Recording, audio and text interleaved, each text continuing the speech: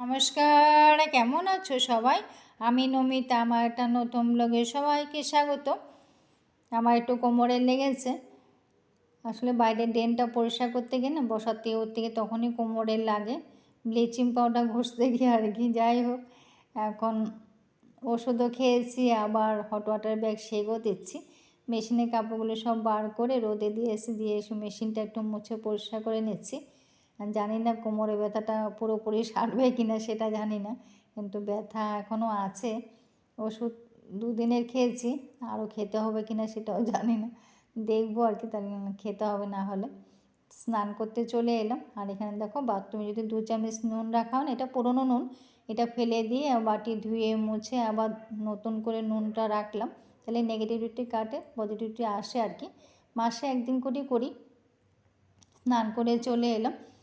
সকালের টিফিনে আজকে একটু সুজি ভিজিয়েছি, আর একটু সবজি দিয়ে করব, কড়াইশুঁটি আর ধনে পাতা, ওটা গ্রাইন্ডারে পেস্ট করব, যেহেতু সুজিতে জন্য অল্প জল দিলাম।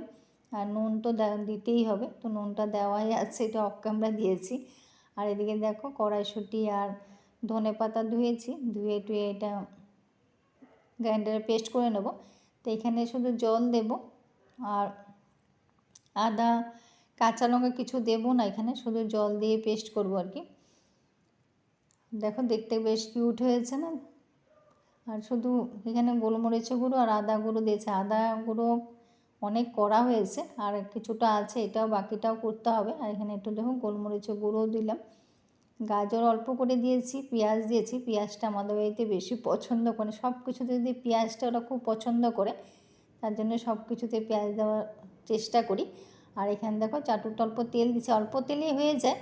যদিও চাটুতে প্রথম বসিয়েছিলাম, সেটা করে নিয়েছি, করে আমার বরকেও খেতেও দিয়েছি, যেহেতু ওষুধ খেয়েছে, ও দেরি হচ্ছে, তো ওই জন্য ওকে তারা, ওষুধ খেতে বেশিক্ষণ বসতে পারে না, ওই জন্য ওকে তারা মানে অফ ক্যামেরা ওটা করে তারপর ওকে দিয়ে দিলাম।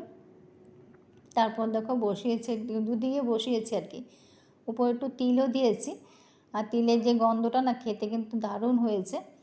আর দেখতে বেশ কিউট লেগেছে না, সবুজ সবুজ, আমার কিন্তু বেশ কিউট লেগেছে, খেতেও ভালো হয়েছে আর দেখতেও দারুণ হয়েছে। দুদিকে বসিয়েছি, একদিকে চাটু একদিকে কড়াই, যেহেতু বরকে একটু তাড়া ছিল আর কি। আর তাড়া বলতে কি, ওষুধ যেহেতু খায়, ওষুধ খেতে বেশি সময় বসতে পারে না, ওই জন্য আর কি একটু তাড়াতাড়ি করে দিলাম। দুদিকে করে, একদিকে কড়াই একদিকে চাটু, তো ওটা করা হয়ে গেছে, ওকে খেতে দিয়ে দিয়েছি। আর এই দুটো আমার জন্য করে রাখবো, আমি তো এত সকালে টিফিন করি না, পরে খাবো আর কি, করে রাখছি, সেটাই তোমাদের সঙ্গে শেয়ার করলাম। দেখতে বেশ সুন্দর হয়েছে, খেতেও ভালো হয়েছে। তো টিফিন রেডি করে একবারে টিফিন করে সোজা রান্নায় চলে এলাম। তেলে পেঁয়াজ দিয়েছি, আর দিকে দেখো ওলকপি আর আলু কেটেছি। মাছ এনেছে, মাছের একটা মাথা দিয়ে করবো আর কি। শীতের সবজি তো প্রায় চলেই যাচ্ছে, তো শীতের যদিও সবজি ঠান্ডা ঘরে থাকে, কিন্তু শীতের মানে সময় যে স্বাদটা থাকে, সেটা কিন্তু অসময়ে থাকে না। মানে আমি মনে করি শীতের সময় শীতের সবজির স্বাদটাই আলাদা, এটা কিন্তু আমার গরম দিনে ভালো লাগে না, আবার গরমের সবজি কিন্তু শীতেও ভালো লাগে না। তো দেখো ওলকপি আর আলুর তরকারিটা আমার হয়ে গেছে, একটু মাখো মাখো করবো, ধনে পাতাও দিয়ে দিলাম। এখন ধনে পাতা তেমন কোনো গন্ধও নেই। যাই হোক, আজকে কলা মোচা হয়েছিল, সেটা কেটে নিচ্ছে আর কি, বর স্নান করতে যাবে, তো ওই জন্য কেটে তারপর যাবে। তো দেখো কলা মোচাটাও কাটা হয়ে গেছে, আর যেহেতু মানে একদিন দেরি হয়ে গেছে, একটু নষ্ট হয়ে গেছে। অনেক কলা আছে, মানে অনেক বলতে কি, এখন আরও দুটো না তিনটে জানি আছে, যদিও তোমাদের সঙ্গে দেখিয়েছি, তো কটা দেখেছি এখন মনে পড়ছে না। যাই হোক, দুটো না তিনটে আছে কলার ছড়ি, তো এগুলো এখনও পাকেনি, তো কবে পাকবে জানি না। যাই হোক, আর এখানে দেখো নারকেল গাছে, আর একটা নারকেল গাছে নারকেল ধরে না, এটা না বিদ্যুৎ পড়ে বাজ পড়েছিল, তখন আমরা ভেবেছিলাম মরে গেছে, কিন্তু মরেনি, কিন্তু নারকেল ধরে না, একটা গাছেই শুধু নারকেল ধরে। তো যার জন্য এখানে আসা আর কি। আমাকে পরপর দুটো ভিডিওতেই কমেন্ট এসছে যে দিদিভাই তোমার মানে এখানে আম গাছের তলায় এটা কিসের ঘর, কে থাকে, তো সেটাই আর কি। প্রথম আমি উত্তর দিইনি, কিছু বলিনি, তো আজকে দেখিয়ে দিলাম। তো কেউ থাকে না, তো বলতে পারো এটা আমাদের মানে লক্ষ্মী ঘর, মানে লক্ষ্মী ঘর ছিল, আছে, থাকবে। তো যতদিন আমি থাকবো ততদিন লক্ষ্মী ঘরই থাকবে, যেহেতু এটাই আমাদের ইনকামের পথ ছিল। কিন্তু কারখানা ছিল, কিন্তু এটা পুরোপুরি বন্ধ হয়ে আছে, এখন ভেঙে চুরে আছে। তো এখানে আসি না, আসলে আমি কত মানে দেখলে না আমার কত মানে ভয়েস দিতেও খারাপ লাগে, যেহেতু কষ্ট হয়। কিন্তু পরিষ্কার করতে মাঝে মাঝে আসা হয় আর কি, যেটা বলতে পারো এটা আর কি লক্ষ্মী ঘর। দেখলে মায়া লাগে, যেহেতু বিয়ের পরে এসে তো এখানে দেখো মাছের তেল একটু ভেজে নিচ্ছি, যেহেতু ছেলে খুব পছন্দ করে, ওর জন্য একটু করে নিচ্ছি। আর এখানে মাছের জন্য আলু আর মশলা দিয়েছি, মশলা বলতে পেঁয়াজ আদা আর টমেটো দিয়েছি আর কি, না পেঁয়াজ কাঁচা লঙ্কা টমেটো দিয়েছি। আর এখানে গুঁড়ো মশলাগুলো একটু জল দিয়ে গুলে নিচ্ছি। তো যেটা বলছিলাম, দেখলে খুব মায়া হয়, যেহেতু বিয়ের পর থেকে এখানে অনেক লোক, অনেক স্টাফ কাজ করতো, অনেক স্টাফ থাকতো।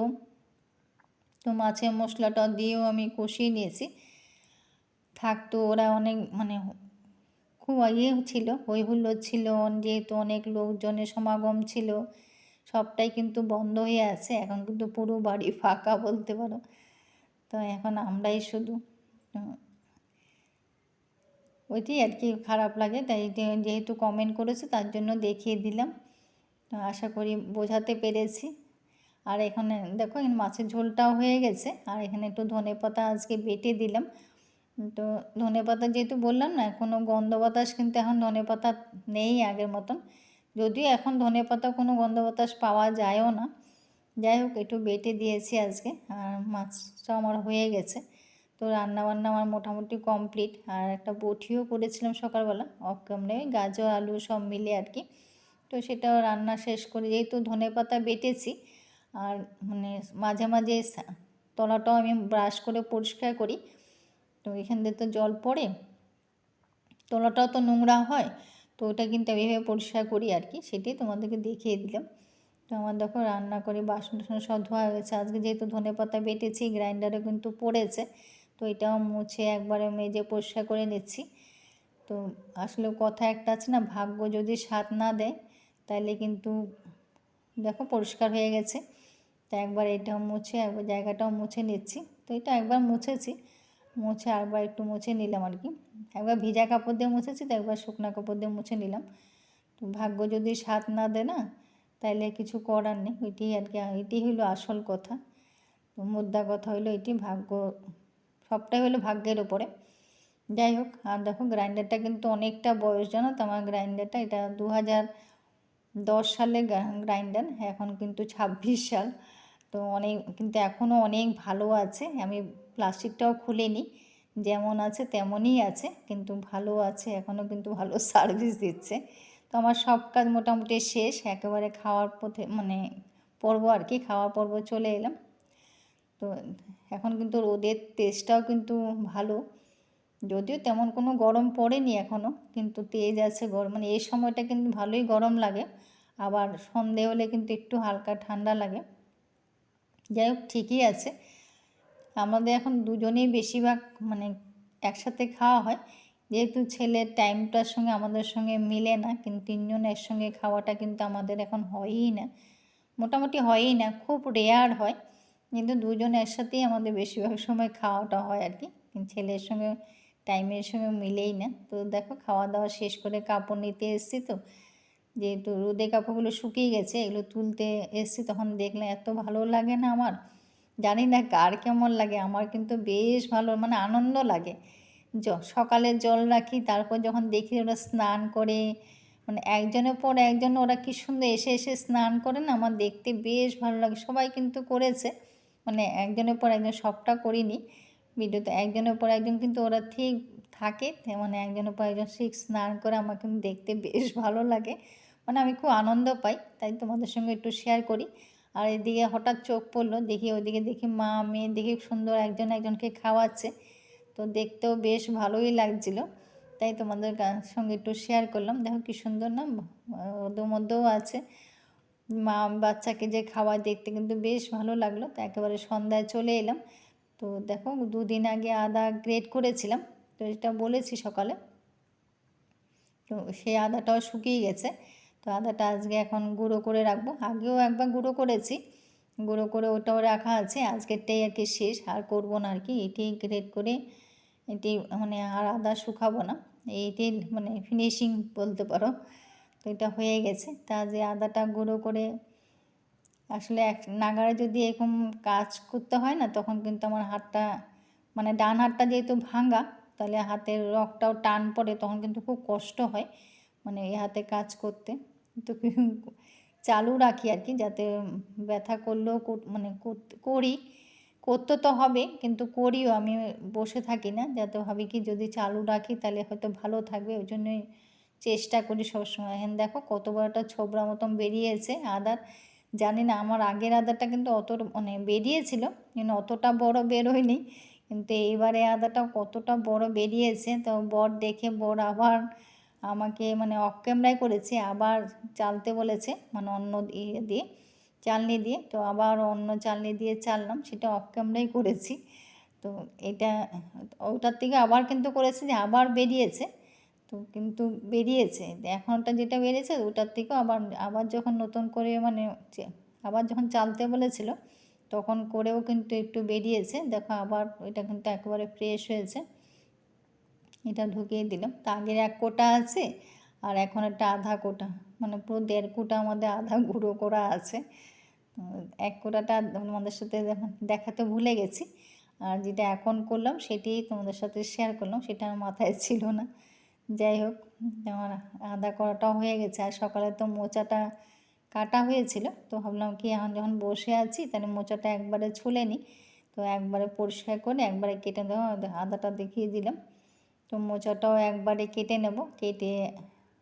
কেটে রাখলে কী হয়, তাহলে রান্না করার সময় অসুবিধা হয় না। তো একবার দেখো কেটে পরিষ্কার করে নিয়েছি। একবার এটা করতে তো অনেকটা সময় লাগে। তো আজকে মোচা কাটতে কাটতে কিন্তু ব্লগটাও শেষ করব। তো কেমন লাগলো কমেন্ট করে, সবাই ভালো থেকো, সুস্থ থেকো। যদি ভালো লেগে থাকে লাইক কমেন্ট শেয়ার করো। তো আমার ভিডিওগুলো কেমন লাগে জানি না তোমাদের, যদি ভালো লাগে তাহলে পাশে থেকো। আর আজকে ব্লগটা এখানে শেষ করলাম। আমার মোচা কাটাও হয়ে গেল, এটাও কেটে রেখে দেবো।